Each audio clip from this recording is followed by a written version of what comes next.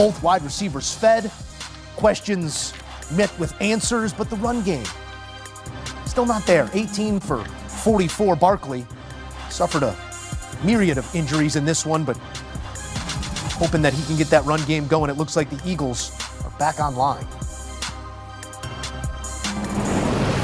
Back in studio with the guys, Joe Musso, Jonathan Jones. Bryant McFadden joining us with his insight, the man in green, and Logan Ryan as well. I come to you in that Eagle green first here. This is what you're looking for if you're the Eagles, trying to quell some of that concern. The quarterback looks great. Both wide receivers get fed. The run game still questions, but how good should you feel coming off of this one? I mean, first and foremost, for the haters out there towards Jalen Hurts, he can do this. It's not like he doesn't have the ability to throw it around the yard. Mind you, he's played against, this was a Brian Flores-led defense that has been known to harass every opposing quarterback in terms of exotic looks in the back end and send in relentless pressure. But what Jalen Hurts did was told all of you haters, calm down, man. I can do this. I can throw it around. And most importantly, he got it to his two high-level wide receivers. A.J. Brown had a beast of a day. 121, 2 receiving touchdowns. Smitty in the neon cleats, 183, 1 touchdown. This is a guy who can deliver the goods when need be. But just their offensive strategy sometimes doesn't call for him to do this. But now when you look at the inability for them to run the football, this is what we might see from Jalen Hurts more than none compared to years past, because the offensive line has been horrendous. Saquon Barkley is looking not like the Saquon we saw last year. You guys know this. Saquon Barkley has yet to have a game where he's rushed for at least 90 yards all year long. His highest rushing total is 88 yards on the ground. So this has been an issue for them the entire season. But luckily today, Jalen Hurts said, when he can't run the football, I can throw it, and I'm willing to do so. Well, I'm going to tell you what I think happened here, because I've been coached by Brian Flores. I've been in his meeting rooms. This was a game plan that just wasn't executed. I know for sure Brian Flores wants to bring the pressure on the quarterback, take away the run game. So I know the Eagles haven't been running it, but Brian Flores is not going to let you run the ball based on how many numbers in the box. He's going to play one-on-one coverage, and your corner's got to win. And they were seeing the backside of A.J. Brown's jersey and Smitty's jersey all day. The corners did not win. It was aggressive.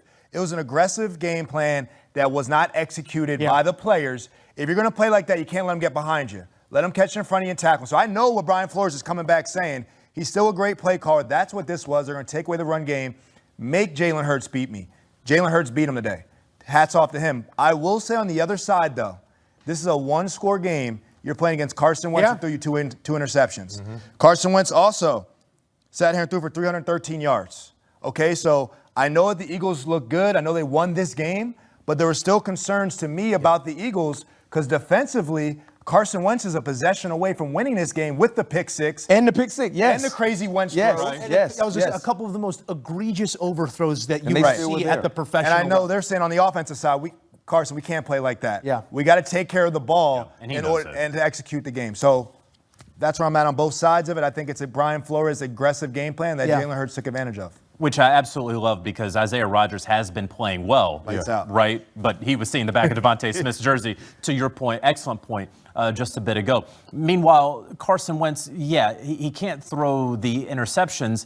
He may be throwing interceptions next week, because we don't know when J.J. McCarthy is ultimately going to be returning from that high ankle sprain. There's been a lot of misunderstanding. I don't want to say misinformation necessarily, but this was supposed to be a 2 or 3 or 4. Now we're getting into 5 and 6 weeks for J.J. McCarthy. I want to go ahead and dispel or quell some of the soft benching talk. Like, if he had been soft benched, I was told that he would have been the second quarterback today. He was the emergency third-string quarterback, so he is still hurt for the Minnesota Vikings. And then lastly, the Philadelphia Eagles, to your point about how they didn't really stop Carson Wentz.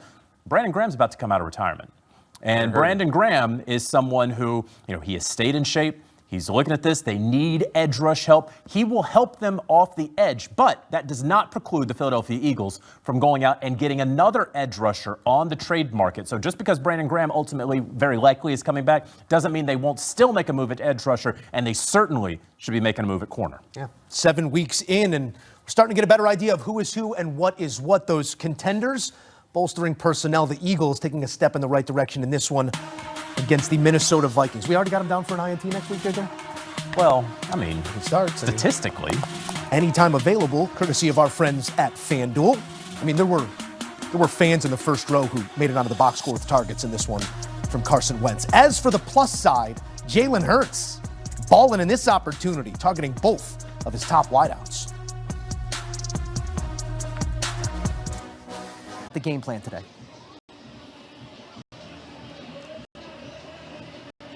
Well, I feel like this is a game that I've been waiting to see when everyone was healthy. They really have never been all on the field together from a skill position perspective. And so it was like, let's see if it really is a difference maker or if that's just something we've been thinking.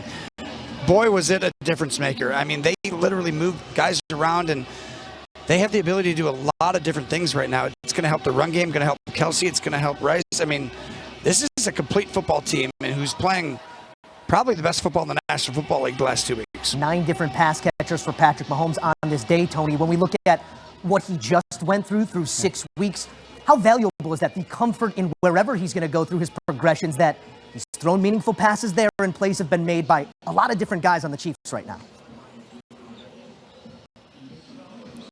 Well, the biggest thing is you can get guys to do what they do best. So you dress it up, you move people around, and you make it look like it's exotic. But at the end of the day, you know this guy's really good at this. This guy's really good at this. And I think before they were kind of just putting the round peg, into the square hole kind of a thing, or whatever, square into a round. But that now they don't have to do that. They know this guy does this well, so you just go ahead and put him in that position. And I feel like you're seeing them really take off because now Mahomes trusts everybody and his rhythm. I mean, it just shows he's playing at a very high level right now. Gold star stuff for the big red machine, but I also want to talk a little silver and black. When you look at this Raiders team preseason, Tony, we're talking about the distance between the top of the division and the bottom of the division being far closer than years past. We see the canyon that still exists on this scoreboard. What do you make of this Raiders effort through 7 weeks now? Yeah. Well, there's two things. I think the tape shows that there's subtle improvement here and there, but they're not near the standard of the top teams yet, and that's going to take time. They've got a lot of young guys who got to learn the system. Pete's got to really implement his whole, culture and just his vision and, their template of what they're going to do, and I think they'll get it right eventually, but right now they don't have enough good players, and when a team like that has the injuries they have, you really can't compete against a team like the Chiefs who are coming in at their best. And to me, that was the difference today. It was like, let's get rid of all their good players on the Raiders and be like, go compete. While the Chiefs have their best players. That's not really possible. A world between them right now. Tony Romo, appreciative of the call and your time always. We'll talk to you soon. Thanks. Appreciate it. Jim Nantz, Tony Romo, Tracy Wolfson continue to detail the world's dynasty. You wanted to put him to sleep? Well, they are alive and well. The Kansas City Chiefs. He could have played, but there would have been limitations. So today, no limitations. He's feeling great. And obviously, there's this question of how involved is he going to be in the game plan with George Pickens? His 6 touchdown catches through 6 weeks, tied for the most in the NFL, 525 receiving yards, third most in the NFL. So Pickens has really stepped up in Lamb's 3-game absence. But Dak Prescott said it's going to be on Schottenheimer and the coaches to make sure Lamb is in the first 2 reads of the plays. But he said, obviously, Lamb is going to get his chances.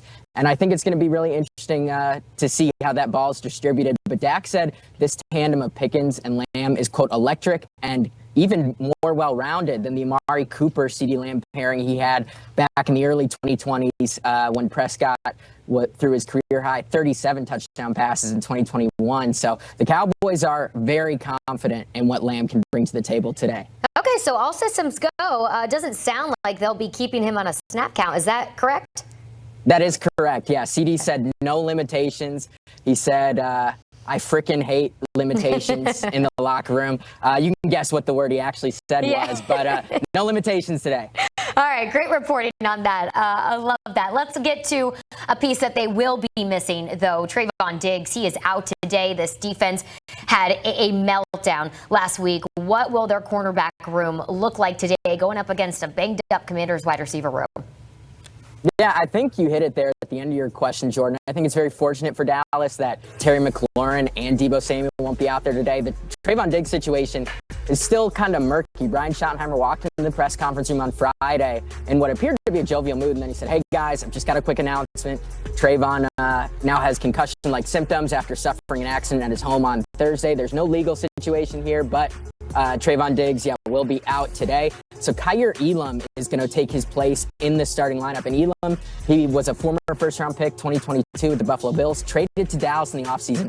He had a rough start to his year. He allowed the most yards in coverage and tied for the most passing touchdowns, allowed 4 in the first 4 weeks of the season. So he's seen his play time decrease exponentially over the last 3 weeks. But when he has been on the field across 34 defensive snaps the last 3 weeks, he has not allowed a catch on 4 targets. So, improved play for him the last few weeks, but it's going to be Deron Bland, the 2023 interceptions leader, as one outside corner, Elam as the other outside corner, and then Reddy Stewart, who's been steadier for them in that nickel spot inside this week for Dallas. And no McLaurin, no Debo. Perhaps this is the week that the NFL's worst total defense picks it up a little bit. Yeah, Dallas fans love to hear that. Some great insight from you, Garrett. Always great to see you. This one gets underway. 4:25 kickoff from Jerry World. Well, we got these early games underway, but we've got a great slate